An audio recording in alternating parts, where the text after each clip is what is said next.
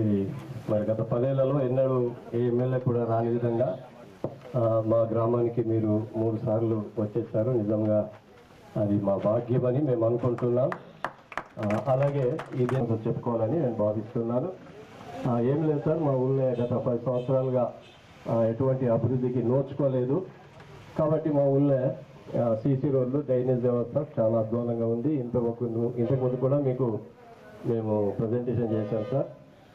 అందుకని మాకు ఒక 1000 మీటర్ల సీసీ రోడ్లు, ఒక 900 మీటర్ల డ్రైనేజీ అదొకటి శాంక్షన్ చేయవలసిందిగా మనం చేస్తున్నాం. అలాగే ఒకటి OHRC ట్యాంక్ సార్, మాకు గత 30-35 సంవత్సరాలు, దాదాపు 40 సంవత్సరాలు అవుతుంది. ఒకటి 40,000 KL ట్యాంకు నిర్మించారు.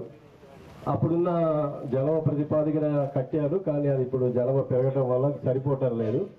మాకు దయచేసి ఇంకొక 40 KL ట్యాంకును మంజూరు చేయవలసిందిగా నేను మనం చేస్తూ ఉన్నాను. అలాగే సార్, మొన్న బ్రిడ్జి శంకుస్థాపన చేసాము. అక్కడి నుంచి రావుట్ల వరకు 3.5 కిలోమీటర్ల రోడ్ ఉంటుంది. కాబట్టి దయచేసి ఆ 3.5 కిలోమీటర్ల బీటీ రోడ్ సార్ మనము శంకుస్థాపన చేసాము, అది శాంక్షన్ చేయవలసిందిగా నేను మనవి చేస్తూ ఉన్నాను. అలాగే సార్, ఇంకా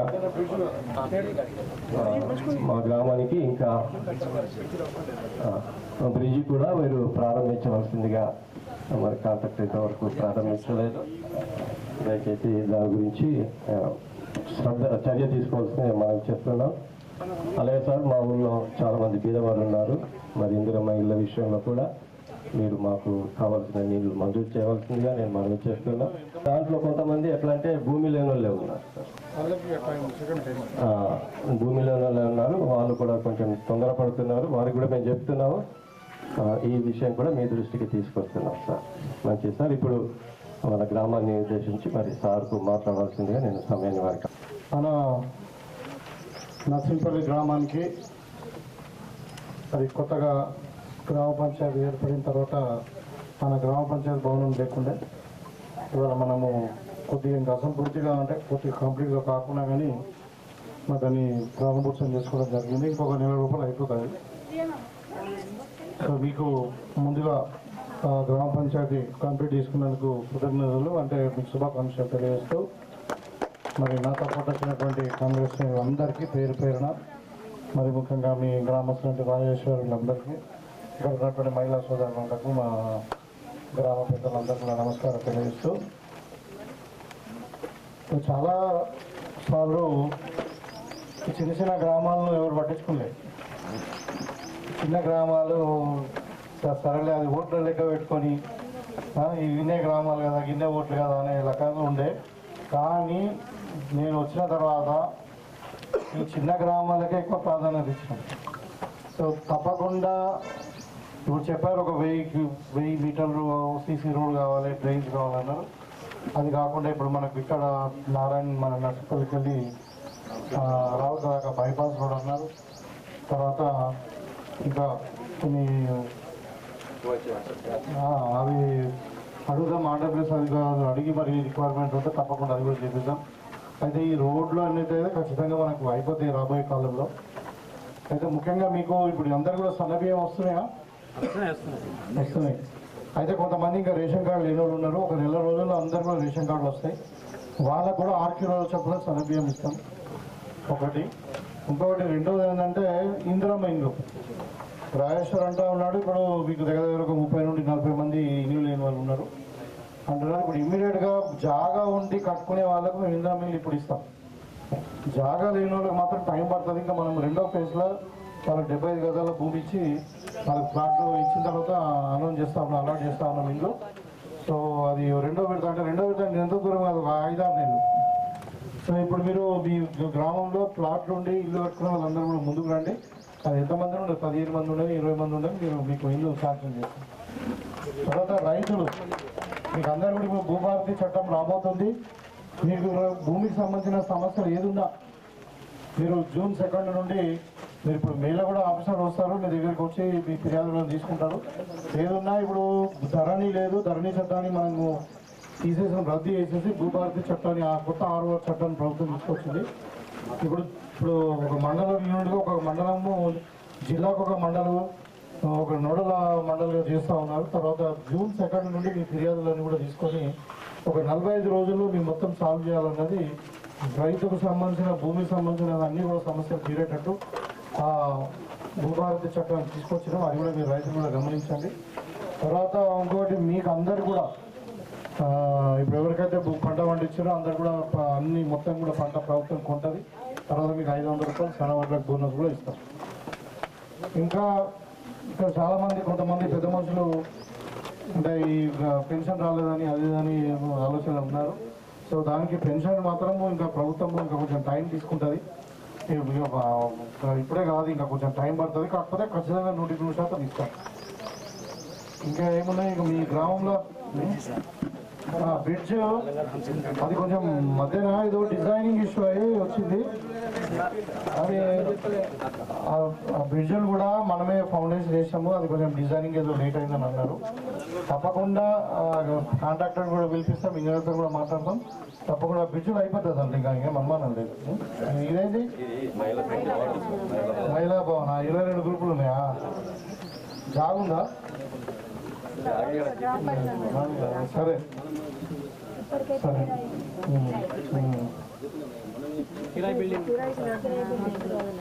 తప్పకుండా మీ మహిళా భవానికి కూడా మీకు 20 సంఘాలంటే పెద్ద ఎక్కువ అవసరం, ఒక 5 లక్షలు సరిపోతుంది. సో 5 లక్షల రూపాయలు ఇస్తాం. సో ఎందుకంటే దాంట్లో ఒక బాత్రూమ్లో ఒక వాటర్ సోర్స్, ఒక ఫ్యాను, ఎలక్ట్రిసిటీ అదంతా ఉంటే సరిపోతుంది. మీకు చేపిస్తాం తప్పకుండా. మా మహిళా సోదరులను రోడ్డు మీద కూర్చుండడం ఏంది మరి అదే. అయితే మీకు తెలుసు కదా, ఇప్పుడు కాంగ్రెస్ పార్టీ అధికారంలోకి వచ్చిన తర్వాత ఈ మహిళలందరూ కూడా కొత్త స్కీమ్ మా ఇందిరా మహిళా సశక్తి పేరు మీద 20,000 కోట్ల రూపాయలు పెట్టి 1 కోటి మంది మహిళలను లోన్ ఇవ్వాలన్నది ప్రభుత్వం ఆలోచిస్తూ ఉంది. దాంట్లో ప్రతి సంవత్సరం 20,000 కోట్లు పెడితే 5 సంవత్సరాలకు మనకు 1,00,000 కోట్లు అయింది. చాలా పెద్ద అమౌంట్ ఇది. 1,00,000 కోట్లు మహిళలకే రుణాలు ఇవ్వాలనేది ప్రభుత్వం తీసుకుని, అది కూడా మితి లేకుండా. కాబట్టి మీకు అందరూ కూడా తెలిసి ఇప్పుడు మీరు పెట్రోల్ బంకులు పెట్టుకోవచ్చు. ఇప్పుడు ఈ రోడ్డుకి ఏదైనా కావాలంటే మంచి జాగ్రత్తగా పెట్రోల్ బంకులు పెట్టుకోండి. ఏదైనా ఉంటే సోలార్ పెట్టుకోండి, మీకు ఖాళీ జాగా ఉంటాయి. సో ఇంకా మీకు ఆర్టీసీ బస్సులు కొనుక్కొని ఆర్టీసీ రెంట్కి ఇచ్చేయండి. సో ఇట్లా మీకు ఏ విధంగా అంటే ఆ విధంగా చేసుకోవచ్చు మహిళా సంఘాలకు. ముఖ్యంగా ఎవరైనా మహిళా సోదరులని ఏదైనా దురదృష్టవశాత్తు చనిపోతే వాళ్ళకి 2 లక్షల రూపాయలు ఈ లోన్ ఇన్సూరెన్స్ ఉంది. లోన్ ఇన్సూరెన్స్ అంటే వాళ్ళు లోన్ తీసుకుని 2 లక్షల వరకు లోన్ కట్టే అవసరం లేదు చనిపోయిన వాళ్ళు. అదే మళ్ళీ వాళ్ళ కుటుంబానికి పిఏ పాలసీ ఉంది. అంటే ఆమె ఏదైనా యాక్సిడెంట్ అయ్యి చనిపోయింది, మామూలు సహజ మరణం కాకుండా యాక్సిడెంట్ అయ్యి చనిపోతే వాళ్ళ కుటుంబానికి ఆదుకోవడానికి 10 లక్షల రూపాయలు ఇన్సూరెన్స్ ఉంది. అట్లా ఈ కొత్త స్కీమ్ మన కాంగ్రెస్ పార్టీ తీసుకొచ్చి మీరు గమనించండి. తప్పకుండా మీకు మహిళా భవన్ కూడా మీకు నెక్స్ట్ CDP ఫండ్ రాగానే మీకు 5 లక్షల రూపాయలు ఇస్తాం, చేపిస్తాం. సో అది పెద్ద ఇష్యూ ఏం లేదు. సో ఇల్లు కూడా స్టార్ట్ చేసుకోండి. సన్నబియ్యం అయిపోయింది, కొంచెం పెన్షన్లే కొద్దిగా సమయం పడుతుంది. ఇక అది చెప్పుకుంటే ఒక రామాయణం. ఇప్పుడు కేసీఆర్ అని అప్పు చేసిపోయాడు. ఇప్పుడు ఎట్లున్నాయంటే అప్పు చేసి పెద్ద మనిషి పోతే పిల్లగాని ఇంటి ముందు అందరూ కూర్చుంటారు. చూడు ఏ అప్పు చేసారో పోయి మా సంగతి ఏదో అంటే అట్లా తయారైంది ఇప్పుడు. అర్థమైనా? అయినా కానీ ఇంద్రమ్మ రాజ్యంలో మనం ఇచ్చిన మాట మీద ఉండాలని మీకు అందరికి ఒకటి చేసుకుంటూ పోతున్నాము. ఇంకొకటి మీరు అబ్జర్వ్ చేయాలా, ఈ స్కీములు ఇప్పుడు మన దగ్గర ఉన్న స్కీములు మహిళలకు మితి లేకుండా రుణం ఇవ్వడం అనుకోండి, ఇప్పుడు సన్న బియ్యం అనుకోండి, ఇప్పుడు రైతులకు బోనస్ అనుకోండి, మన ఇందిరా మిల్లు అనుకోండి, ఇవైతే ఏదైతే కార్యక్రమాలు చేస్తున్నామో ఇది మీరు గుర్తుపెట్టుకోండమ్మా. 29 రాష్ట్రాలలో ఏ ఒక్క రాష్ట్రంలో కూడా అమలు కావట్లేదు. మన రాష్ట్రంలో అయితే ఇప్పుడు బీజేపీ వాళ్ళు కథలు చెప్తారు. అర్థమైందా? వాళ్ళు అబద్ధం ఫస్ట్ ఉన్నారు. జూటా పార్టీ అది, భారతీయ జూటా పార్టీ అది. వాళ్ళు ఏం చేస్తారంటే ఇప్పుడు 15 రాష్ట్రాల్లో అధికారం ఉంది కదా, ఇక్కడ కూడా ఈ స్కీములు అమలవుతారు.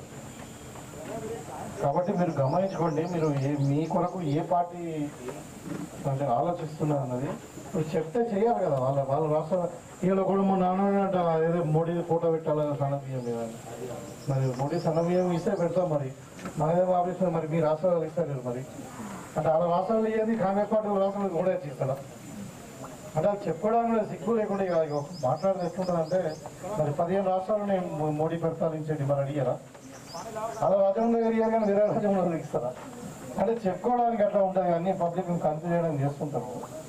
అర్థమైందా? ఏమనంటే రాముడు అంటే మన ఆంజనేయ స్వామి భక్తులం కాదు, మన హనుమాన్ జయంతి మనం జరుపుకున్నామా లేదా? శ్రీరామనవమి జరుపుకున్నామా లేదా? మన రామ భక్తులం కదా మనం, వాళ్ళేనా? మరి వాళ్ళు మోడీ భక్తులు కాదు, అసలు రామ భక్తులు మనం. కాబట్టి ఇక అన్ని ట్రాప్లో పడకూడదు. వాళ్ళందరూ ఏదో చెప్తూ ఉంటారు, పని చేసేలా పండుగ ఎప్పుడు పని మీద ఎడుతూనే ఉంటాడు. అర్థమైనా? పని లేదనుకో, పని చేయడానికి చదవదనుకో మంది మీద ఎడతారు. ఎట్లా ఇప్పుడు ఇది ఎన్టీఆర్ అసలు ఇప్పుడు కొత్త డ్రామా వేస్తారు, మళ్ళీ కేసీఆర్ కావాలంటే దేనికి 15 ముంచినందుక. ఇవాళ బస్సులు పెడితే బస్సులో 10 మంది ఎక్కలేరు, 1500 రూపాయలు ఇచ్చినా కానీ. ఇక సిగ్గులేరు లేకుండా మళ్ళీ కేసీఆర్ ముఖ్యమంత్రి కావాలని మాట్లాడుతున్నారు. కాంగ్రెస్ దించేయాలంటే వాళ్ళు ఎక్కేయాలంటే ఎందుకు ఎక్కేయాలి ఇలా అంటే ఇట్లా అంటే అన్ని బట్టబాజీ మాటలు ఉంటాయి కదా, చెప్తాయి కదా, అవన్నీ దాంట్లో పడద్దు. ఇప్పుడు మేము మీ మనిషిని ఇలా ఇప్పుడు ఇంతకుముందు చెప్పండి, ఈ గ్రామానికి 3 సార్లు వచ్చినాం. సరే ఇప్పుడు మేము వచ్చి 15 నెలలు అయింది, మనం చెప్పిన కాకపోవచ్చు, కానీ ఒక తపన, ఒక ఆలోచన, ఒక మంచి చేయాలి ఈ గ్రామానికి అన్న ఆలోచన అయితే ఉన్నది. దాంట్లో ఒక రాజకీయంగా మీకు తెలిసి అదే కొన్ని అవుతాయి, కొన్ని కావు, కొన్ని ఇయ్యాలైతే, కొన్ని రేపు అవుతాయి, కానీ ఆలోచన అయితే ఉండాలి కదా మంచి చేయాలన్నది. అసలు ఊరు ముఖమే చూడకుండా 10 ఏళ్ళు ఉండి అంటే చేసిన వాళ్ళు మీరు అవసరం. సరే ఇప్పుడు కొన్ని పనులు అయినాయి, మళ్ళీ నెక్స్ట్ కొన్ని పనులు అయితే తప్పకుండా మీ గ్రామంలో మీరు చెప్పినట్టు చేస్తాం. సరేనా? చెక్ డ్యాములు కూడా ఇంజనీర్లతో మాట్లాడి వాళ్ళు సాధ్యమైందంటే చేయగలుగుతాం. ఎందుకంటే టెక్నికల్ ఇష్యూస్ నేను మాట్లాడలేను. కానీ అయితే మీకు ఇంకొకటి కూడా చెప్పకుండా మనకి ఇప్పుడు ప్రాణిత సేవలు నీళ్ళు ఒక 2 సంవత్సరాలు వస్తున్నాయి మనకి. మొన్న మంత్రి గారు కూడా ప్రామిస్ చేశారు, మనకు ఎక్కువ ఒక 500 కోట్ల నుండి 600 కోట్లు అయితే మనకు 2 లక్షల ఎకరాలు నీళ్ళు వస్తున్నాయి. 10 ఏళ్ళలో ఏం చేయలేదు, 90% కంప్లీట్ అయిన ప్రాజెక్టులో. సో మనకు నీళ్ళు వస్తాయి. అది కాకుండా కూడా మనం చెక్ డ్యామ్ కూడా ఇంజనీర్లకు చెప్తా, సర్వే చేయమని చెప్తా, ఒకసారి పంపిస్తా వాళ్ళను. వాళ్ళు చూస్తారు సైట్లు, వాళ్ళు ఫీజిబిలిటీ ఉంటే చెప్పిద్దాం.